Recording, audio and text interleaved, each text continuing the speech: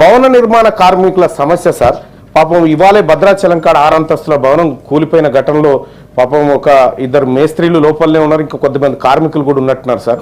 వాళ్ళకు భద్రత అనేది చాలా తక్కువగా ఉంది సార్. భవన నిర్మాణ కార్మికులకు వాళ్ళకు భవన నిర్మాణ రంగంలో కార్మికునికి ఏదైనా ప్రమాదం ఏర్పడితే ప్రమాద బీమా చెల్లింపుతో పాటు మరి గాయాల పాలైన తర్వాత ఫర్దర్గా వాళ్ళు పనిచేయడానికి కూడా ఏముండదు. కాబట్టి ప్రభుత్వం కొంత ప్రతి నెల కనీసం ఒక 5,000 రూపాయలన్నా ఇచ్చి ఆ కుటుంబానికి అండగా నిలబడాల్సినటువంటి అవసరం ఉంది సార్. అలాగే భవన నిర్మాణ కార్మికులందరికీ ఈఎస్ఐ వైద్య సదుపాయాన్ని కూడా కల్పిస్తే మంచిగా ఉంటుందని తమరి ద్వారా కోరుతా ఉన్నాం సార్. అలాగే భవన నిర్మాణ కార్మికుల సంక్షేమ బోర్డు కార్డు ఏమో 60 సంవత్సరాలు కాకుండా శాశ్వతంగా సభ్యత్వం ఉండే విధంగా చేస్తే భవన నిర్మాణ కార్మికులకి రాష్ట్ర ప్రభుత్వం మంచి చేసింది అవుతుంది సార్. ఇక ఇంకో చిన్న విషయం ఏంటంటే సార్, ఇప్పుడు మనం ఉద్యోగాలలో టైపిస్ట్ పోస్టులని ఇస్తా ఉన్నారు సార్.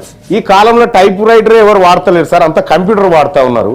కాబట్టి ఆ టైపిస్ట్ పోస్టుల ప్లేస్లో కంప్యూటర్ ఆపరేటర్గా దాన్ని మారిస్తే బాగుంటుందనేది తమరి ద్వారా తెలియజేస్తా ఉన్నాను అధ్యక్ష. Okay, thank you. Now petition.